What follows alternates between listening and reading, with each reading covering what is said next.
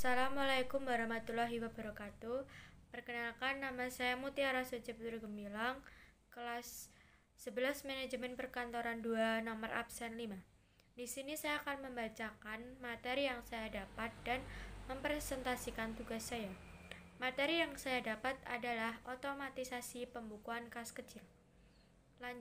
Selanjutnya, saya akan membacakan pengertian dari otomatisasi pembukuan kas kecil tersebut. Petty cash atau kas kecil adalah sejumlah uang kecil yang tersedia untuk membayar pengeluaran kecil dari sebuah bisnis atau perusahaan tersebut. Tujuan pembentukan dana kas kecil ini adalah untuk menyediakan unit bisnis dengan kas yang cukup untuk menutupi pengeluaran kecil, misalnya dana ongkos kirim dan lain-lain.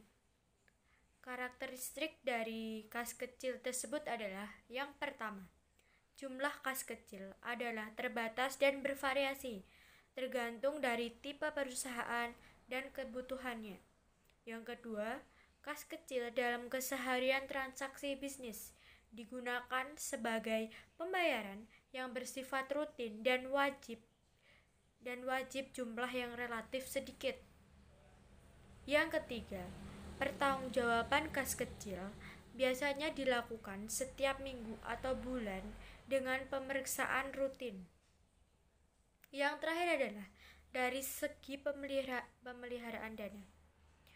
Kas kecil perlu dikelola dengan hati-hati agar kebutuhan bisnis terpenuhi dan diisi kembali bila diperlukan.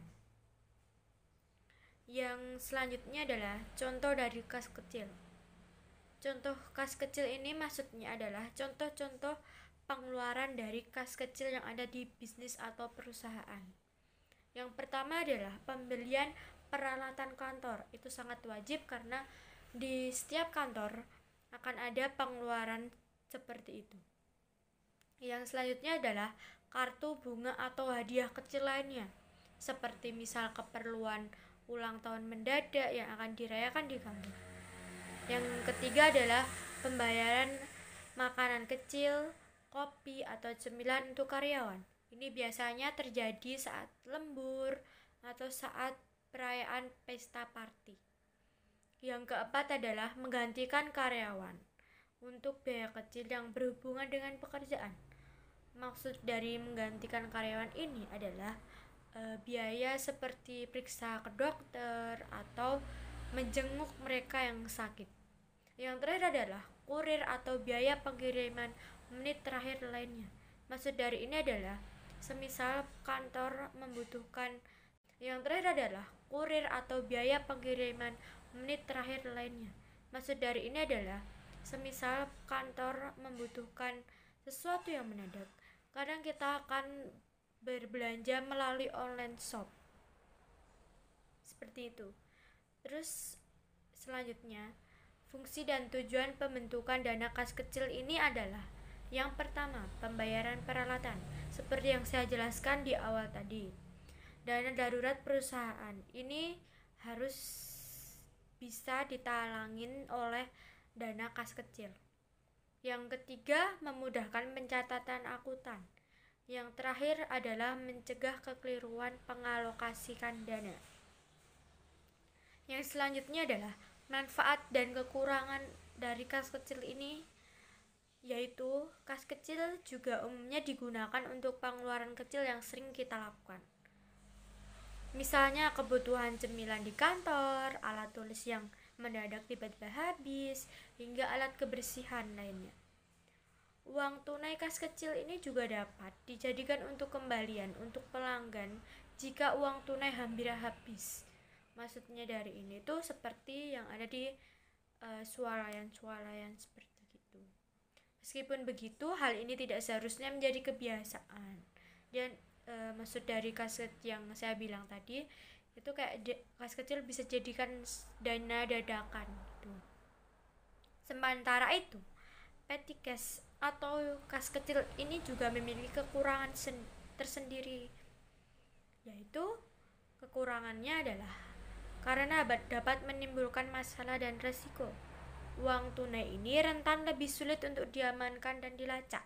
Ditambah bukti pembayaran yang uang tunai ini juga sering kali hilang tanpa jejak, seperti mungkin penggelapan dana atau korupsi bisa jadi terjadi di banyak perusahaan seperti itu.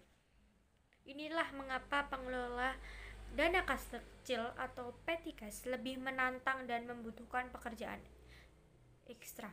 Contohnya kalau kita ambil di sekolahan seperti pemegang uang di sekolah, pengelola dana di sekolah, atau contoh kecilnya dari lingkungan saya sendiri adalah bendahara di kelas atau bendahara di organisasi-organisasi yang saya ikuti.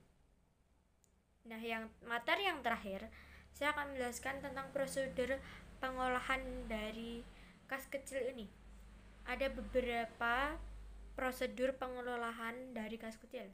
Yang pertama, cairkan secara digital. Maksudnya cairkan secara digital ini bisa saja mungkin kas kecil dimasukkan di dalam seperti bank atau ATM seperti itu.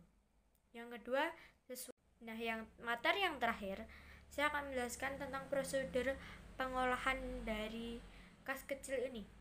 Ada beberapa prosedur pengelolaan dari kas kecil.